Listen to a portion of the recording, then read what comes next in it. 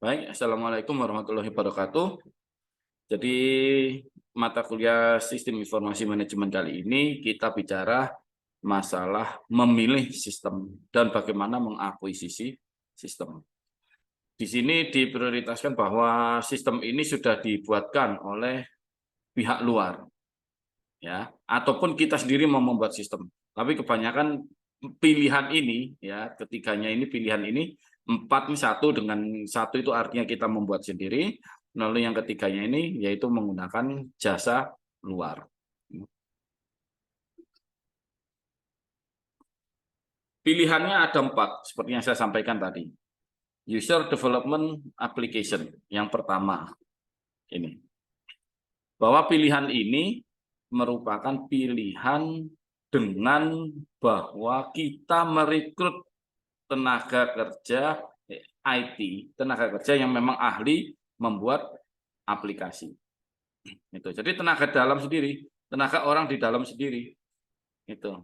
Kita nggak perlu repot-repot lagi membeli sistem yang bagaimana, cukup orang dalam, tenaga kerja kita sendiri yang memang ahli di bidang IT profesional, lalu membuat sistemnya. Jadi user development application, membuat sendiri. Yang kedua yaitu outsourcing. Nah, kalau kita bicara outsourcing, berarti kita bicara tenaga luar yang membuat. Nanti kita ulas tentang outsourcing lebih dalam. Lalu yang ketiga ada licensing application. Kalau licensing application di sini ada perusahaan yang memang software package membuat program-program secara paket software-software yang kita butuhkan. Itu. Ya, nanti kita ulas juga yang licensing application dan contohnya juga. Ada juga software as service. Dilihat dari gambar di sini bahwa software ini nggak perlu kita adakan sendiri, tapi softwarenya ini sudah disediakan oleh perusahaan, ya, dengan servernya sekalian. Jadi kita tinggal mengakses softwarenya.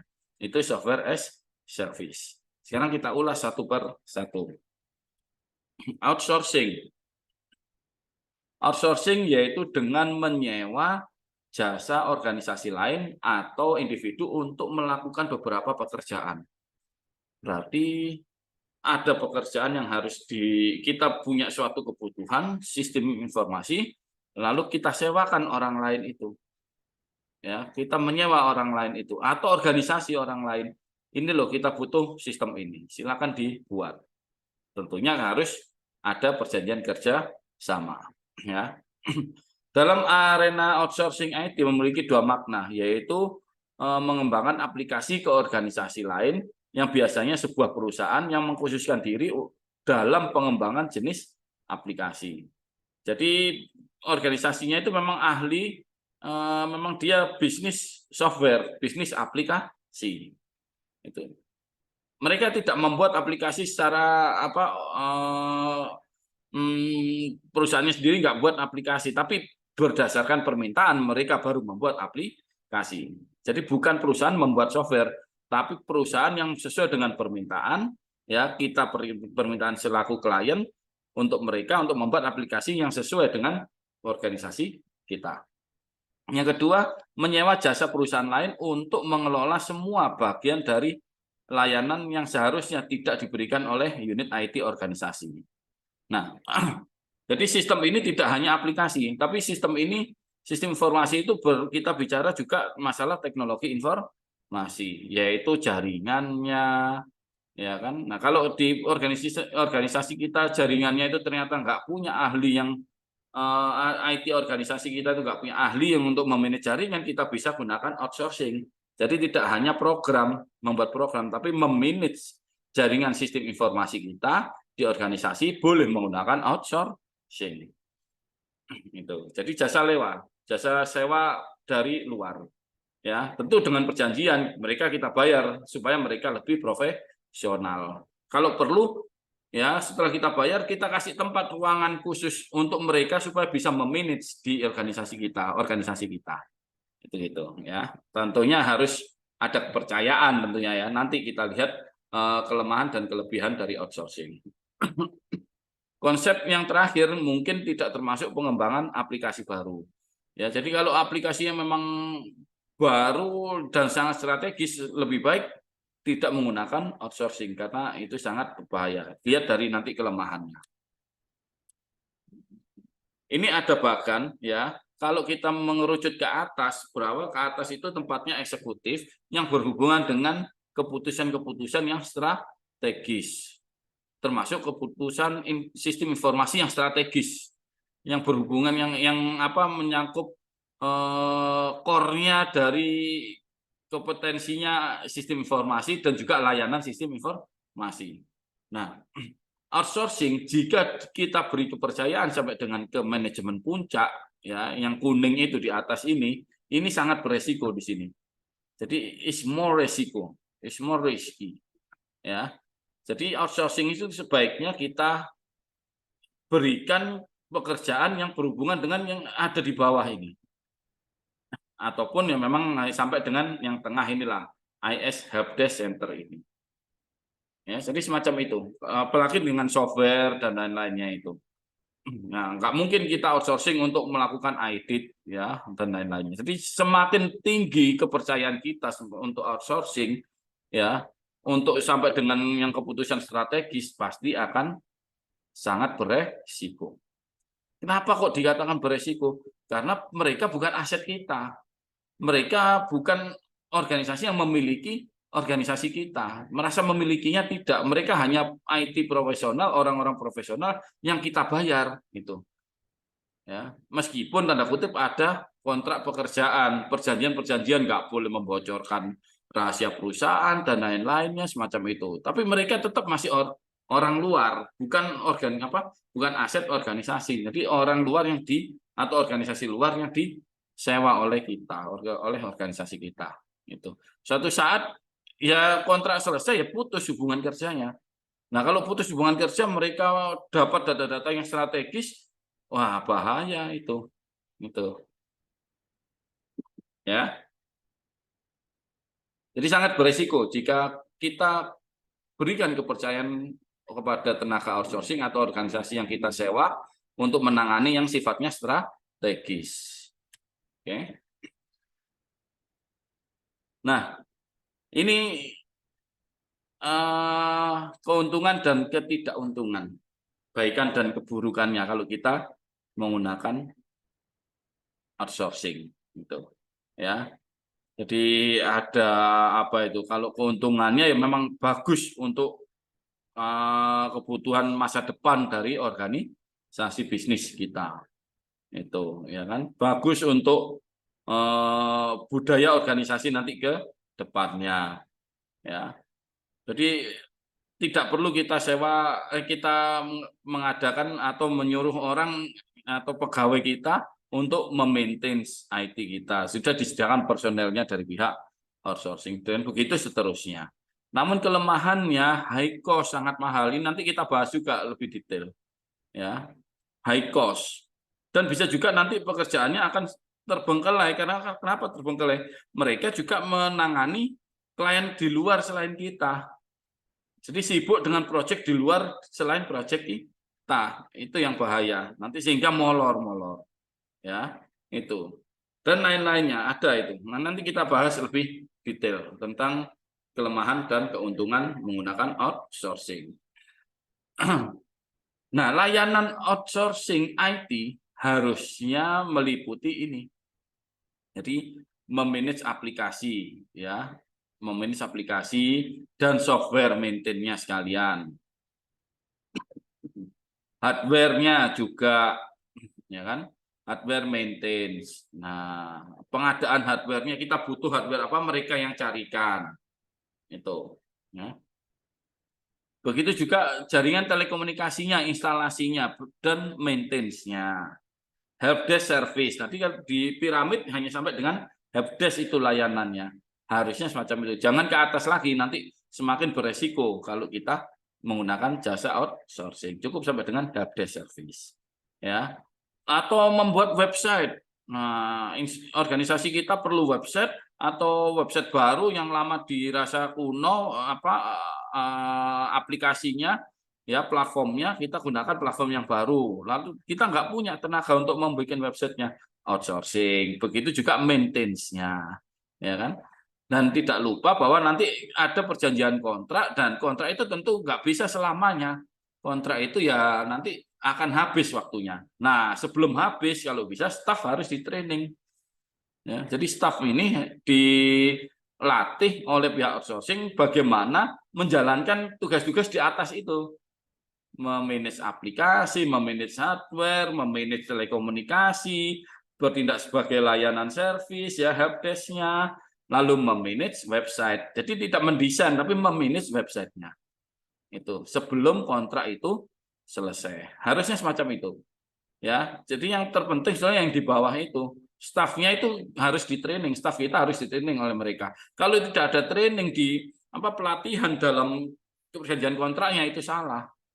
Ya, jadi harus ada di situ alih teknologi, tidak semata-mata dibuatkan softwarenya, ya, lalu hardwarenya itu ditata rapi, jaringan telekomunikasinya ditata rapi, tapi seandainya ada masalah ke depannya yang masalah itu muncul, ya, setelah kontrak itu selesai, nah siapa yang menangani? Masa harus buat kontrak baru lagi? Kan tidak, ya, cukup stafnya. Jadi staf harus di training. Gitu. Nah, ini kita kembali lagi ke keuntungan dari outsourcing IT service. Ya, jadi keuntungannya itu bisa meningkatkan perencanaan keuangan. Jadi akan kita tentukan perencanaannya ini, kita kapan bisa membuat sendiri, kapan kita kalau memang tidak ada tenaganya ya kita harus outsourcing. Itu direncanakan keuangannya, ya. Mengurangi biaya lisensi dan pemeliharaan. Karena softwarenya mereka yang buat dan di maintenance. Nah, maintenance-nya ini nanti ada alih teknologi. Jadi nggak perlu license lagi, ya. Gitu. Software sudah dibuat oleh mereka untuk kita. Kita nggak perlu bayar lagi untuk software itu. Kita gunakan softwarenya. Oke. Lalu peningkatan perhatian terhadap bisnis inti. Jadi tujuan bisnis yang utama di situ akan didukung dengan adanya sistem informasi itu. Kalau memang kita nggak mampu membuatnya, kita gunakan jasa outsourcing. Itu keuntungannya. Jadi nggak perlu berhenti karena nggak ada sistemnya, nggak ada yang membuat. Kita sewa aja orang untuk atau organisasi untuk membuat. Gitu. Siklus implementasi pendek, ya. Jadi implementasinya itu tidak terlalu panjang. Pendek itu dalam arti nanti ya harus kita kaji ulang, kita lihat lagi kalau itu software, ya, karena ada teknologi baru bisa jadi ada cara baru dalam berbisnis, ya kita harus upgrade. Di situ, ya, harus kita upgrade. Jadi siklusnya akan terus berkembang, tapi tidak terlalu panjang, pendek. Pengurangan personil dan biaya tetap. Kita nggak perlu merekrut orang baru dan mengeluarkan biaya yang tetap. Biaya tetap tuh contohnya gajinya, itu nggak perlu karena sudah ada. Sudah kita sewa mereka untuk mengerjakan sesuatu untuk kita. Nggak perlu rekrut personil. Ya. Ada peningkatan akses terhadap berkualifikasi pengetahuan. Jadi orang-orang kita yang memang belum bisa memanage, belum tahu cara memanage, akan diajarkan, ada training di situ. Ya, ada hak akses, ya, ada kualifikasi pengetahuan yang dikeluarkan oleh pihak outsourcing bahwa ini harusnya mereka-mereka ini yang bisa nanti memanage-nya. Jadi tidak semua orang, ya, itu nanti lulusan ekonomi disuruh pegang komputer kan sulit. Jadi ada kualifikasi pengetahuan khusus lah. Jadi yang kita rekrut itu atau orang-orang yang punya sedikit background tentang komputer atau tidak takut dengan komputer. Nah, itu yang akan di training oleh pihak outsourcing. Dan juga ketersediaan konsultasi. Jadi pihak outsourcing harus membuka dirinya. Kalau ada masalah, siap ditelepon, ya, tidak menghambat. Jadi tidak menelponnya aja sulit karena ada masalah sehingga sistem tidak bisa bekerja dengan maksimal. Biasanya istilah itu dikatakan sebagai garansi. Nah, jadi sesuatu yang dilakukan oleh outsourcing itu ada garansinya. Ya, tertuang di kontrak itu harus ada. Meskipun kontraknya harus selesai, ternyata garansi ini masih berlaku, umpama 1 tahun, 2 tahun. Jika ada permasalahan, ya siap untuk dipanggil ulang, untuk diperbaiki. Itu ya. Itu merupakan dukungan yang standar, jadi harus. Itu. Jadi kalau memang di telepon sulit, sulit, ya bagus, programnya bagus. Tapi untuk maintenance sudah bagus. Tapi di luar kontrak itu ternyata kita ada masalah, dihubungi aja nggak bisa, itu yang berbahaya. Ya, mereka lari atau nggak mau bekerja lagi itu. Ya, mereka melakukan bisnis, kita kliennya kan gitu ya. Ingat, bisnis itu harusnya mempertahankan konsumen, mempertahankan klien. Kalau di telepon aja sulit, nanti kita buat software lagi, membuat apa jasa lagi, nggak akan kita perpanjang, kita sewa jasa yang lain, bukan yang itu. Itu contoh sederhananya. Jadi outsourcing itu ya ada kerjasama bisnis tuh bisnis. Ya. Kita membayar mereka. Jadi kita sebagai klien. Ya, itu. Sedangkan kekurangannya atau resikonya dari outsourcing bisa kehilangan kontrol. Seperti yang saya sampaikan tadi, kalau kita sampai dengan beri kepercayaan untuk urusan yang sangat strategis, itu yang bahaya. Ya. Ataupun mereka bisa nanti semenang-menang. Itu semenang-menang terhadap kita, karena kita nggak punya kemampuan untuk TI itu, mereka yang punya. Akhirnya kontrolnya sulit. Ini harus ditahan kontrol ini. Ya, jangan sampai kita kehilangan kontrol. Mereka harus kita push, kita hentikan kalau memang kontrol mereka terlalu berlebih. Harus dibuat gini. Ya, intinya jangan mau apa ya? Kalau memang idenya bagus nggak masalah. Tapi kalau idenya yang jelek akhirnya bisa dibobol program kita, itu yang sangat bahaya. Kehilangan karyawan yang berpengalaman. Mereka sangat berpengalaman dalam masa kontrak itu, mereka selalu mendampingi. Nah, itu setelah kontraknya selesai, kembali mereka ke organisasinya. Kita kehilangan mereka itu. Itu resiko sudah. Mau nggak mau ya harus semacam itu. Ya. Maaf, agak batuk. Kita lanjutkan. Resiko kehilangan keunggulan kompetitif. Pada saat ini kita melakukan pengembangan sistem dengan bantuan outsourcing, dengan jasa outsourcing, kita masih unggul. Tapi dengan siklus yang pendek itu tadi, karena perkembangan teknologi, bisa jadi kita malah kalah nanti ke belakangnya. Nah, kalau kalah, kita kan harus sewa lagi outsourcing. Itu sudah resiko itu. Ya, karena siklusnya pendek.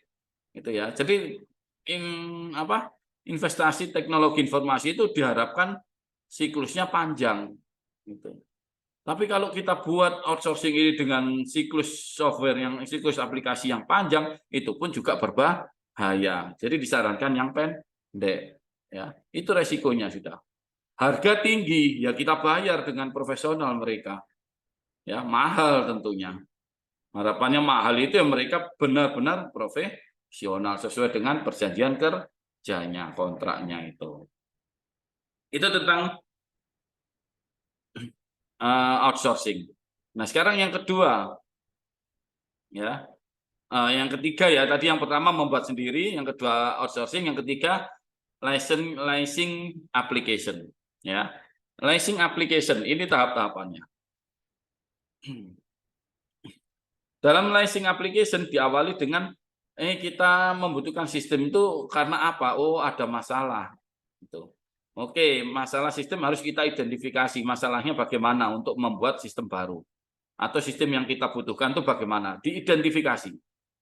Itu. Setelah diketahui kita butuh sistem ini, atau kita butuh jaringan komunikasi yang semacam ini, ya, langkah berikutnya adalah mengidentifikasi vendor yang cocok, yang bisa menyediakan siapa.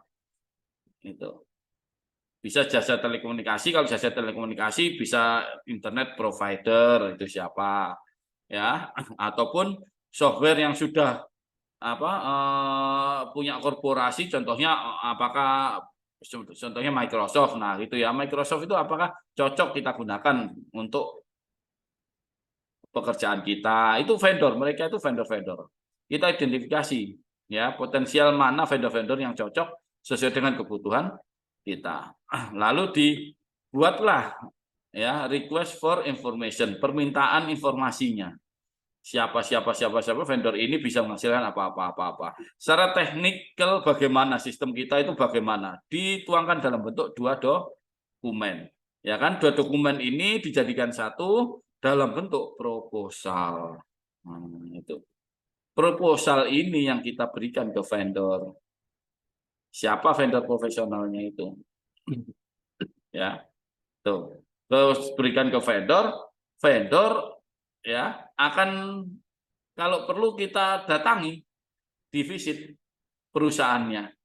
Apakah benar ini programnya ada sesuai dengan proposal kita? Kita cocokkan gitu.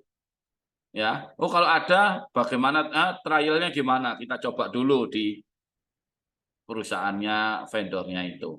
Itu dalam rangka untuk visitasi. Apakah ada alatnya, alat jaringan komunikasinya yang disediakan vendor? Kita lihat apakah benar sesuai dengan permintaan. Nah, itu.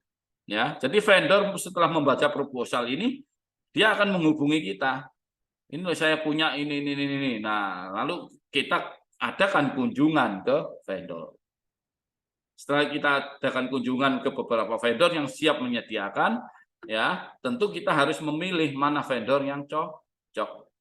Yang enggak cocok, ya kita coret. Mungkin ada vendor kita bisa buat ini sesuai dengan proposalnya, tapi setelah kita datangi perusahaannya ternyata outsourcing. Itu kan beda. Ini leasing, ya kan? Jadi artinya mereka membuat baru, itu yang enggak kita inginkan. Jadi leasing application ini programnya harus sudah ada. Jadi sudah dibuat oleh perusahaan vendor itu. Kita sesuaikan dengan proposal kita. Oh, ini ada, jadi bisa diuji coba softwarenya. Bisa kita coba alatnya. Ya. Jadi tidak membuat mulai dari nol itu, tapi sudah ada softwarenya. Ya. Setelah itu kita pilih vendornya. Ya, dari vendor akan dipasangkan ke organisasi kita di benchmarking di sini. Ya, oh ini kebutuhannya dicoba ya kan di organisasi kita. Kalau memang cocok, adakan kontrak negosiasi sampai dengan harganya ditentukan di situ. Ya, deal-deal terjadi, ada kesepakatan, silakan diimplementasikan. Nah, itu diimplementasikan ya kan, dijalankan, lalu expertnya juga menjalankan sistemnya. Nah, itulah tahap-tahap untuk leasing application. Ya. Kita tidak secara langsung sudah menerapkan leasing application. Ya, tapi tidak terlalu ribet sampai dengan tahap-tahap berapa tahap seperti gambar ini. Itu. Contoh sederhananya apa? Program mengetik kita pakai Microsoft Office. Program untuk presentasi kita Microsoft PowerPoint. Nah, jadi Microsoft Office itu salah satu program leasing application. Mereka bebaskan, silakan bajak. Itu. Ya, silakan bajak. Sebenarnya sih tanda kutip mereka juga tidak ingin produknya dibajak. Ya, tapi karena banyak pembajakan sudah sampai saat ini mereka sudah jarang untuk menuntut ya orang jika pakai program bajakannya. Itu. Tapi silakan dipakai, namun program bajakan itu dibatasi fiturnya. Tidak sampai yang 100% penuh full version. Jadi ada batasan-batasan. Mungkin waktunya sudah habis itu nggak bisa dipakai lagi, minta license atau fitur-fitur tertentu terkunci. Nah, itu contoh yang bajakan itu. Nah, untuk membuka supaya fiturnya terbuka lagi dan aksesnya layanannya di software itu bisa 100% kita gunakan, ya kita harus beli license-nya semacam itu. Ya, kita beli di perusahaannya, hanya beli nomor gitu aja udah. Nomor itu dimasukkan di programnya dan otomatis akan terbuka. Nah, semua fiturnya akan terbuka. Itu ya kan. Nah, belinya itu yang biasanya agak mahal. Nah, itu. Ya, tapi Microsoft murah kok, ada yang 120.000, ada yang 250.000, terserah. Itu banyak di Shopee pun ada itu, ya. Itu. Hanya untuk license-nya aja. Jadi ini kalau kita bicara license application. Yang terakhir ada software as service. Ya, software as service. Manfaatnya apa nih software as service? Gambarannya itu software as service itu saya beli layanan, ya, softwarenya saya pakai untuk organisasi, namun menyimpan softwarenya itu di perusahaannya. Itu. Jadi tidak kita instalasi di komputer kita, tidak kita pasangkan di server kita, tapi server perusahaannya. Jadi kita tinggal akses saja pakai internet. Semacam itu ya software as service. Ini manfaatnya, tidak perlu belajar untuk menjaga aplikasi. Ya mereka yang akan menjaga aplikasinya. Itu. Contohnya apa sih programnya? Contohnya Google. Nah, kan kita nggak perlu install Google. Dalam Google ada layanan YouTube. Kita nggak perlu install YouTube, nyimpen filenya, video-videonya di YouTube. Tidak. Tinggal kita akses saja youtube.com, google.com. Begitu juga Google Doc-nya untuk program pengolah kata, untuk presentasi Google Presentation. Kita manfaatkan itu. Kita nggak perlu install software itu. Ya, sifatnya online. Jadi saya tinggal akses mereka. Kebetulan masih bayar kan ya. Kalau ingin yang media penyimpanan yang lebih besar, ya tentu kita harus bayar mereka. Kebetulan yang awal-awal itu kan gratis ya. Google kan menggratiskan. Kita diberi 15 GB space. Itu. Kalau ingin lebih space storage kita menyimpan di Google Drive itu ingin lebih 15 GB ya bayar. Nah, semacam itu ya. Jadi kalau bayar ya kita dapat space yang lebih, ya aplikasinya atau file-file kita dikirimkan ke mereka dan dijaga. Gitu. Nggak perlu pakai hard disk kita untuk menyimpannya. Tidak perlu untuk mempertahankan aplikasi. Aplikasinya sudah disediakan, tinggal kita akses. Tidak perlu mengalokasikan hardware untuk instalasi. Yang standar aja, nggak perlu hardware khusus untuk akses program ini. Nah, itu. Jadi cukup yang standar itu bisa. Ya, tidak perlu menyewa ahli untuk instalasi dan pemeliharaan. Mereka yang memelihara softwarenya. Cuma kita harus memelihara komputer kita sendiri itu. Jadi kalau komputer kita rusak nggak mungkin kita serahkan ke Google itu kan enggak kan. Ya, gitu. Jadi hanya memelihara softwarenya itu mereka yang memelihara, bukan kita. Ya, menjamin keamanannya dan keamanan tentunya ya supaya data kita tidak dicuri, ya kan? Ketersediaannya tepat waktu, bisa diakses 24 jam. Itu menariknya. Kapanpun karena berbasis internet. Tentu ada resikonya juga. Resikonya adalah kemungkinan transaksi lama waktu responnya di internet. Karena semua yang menggunakan layanan software as service ini semakin banyak kan semakin berat software itu. Nah, akhirnya lama, ya kan? Apalagi kalau hubungannya dengan transaksi, responnya jadi lama. Itu yang resikonya, bahayanya di situ. Keamanan juga, ya, bisa data kita dicuri atau apa. Nah, padahal kita bayar, ya. Itu bahaya itu, ya. Ataupun intersepsi dari pesaing, itu. Pesaing mengintervensi software as service-nya, development-nya, ya, untuk menahan kita, dilambatkan, itu bisa diintersepsi itu, gitu. Kita ditahan, ya kan? Itu bisnis pelaku-pelaku bisnis yang curang semacam itu, ya. Oke, yang terakhir ini tugasnya.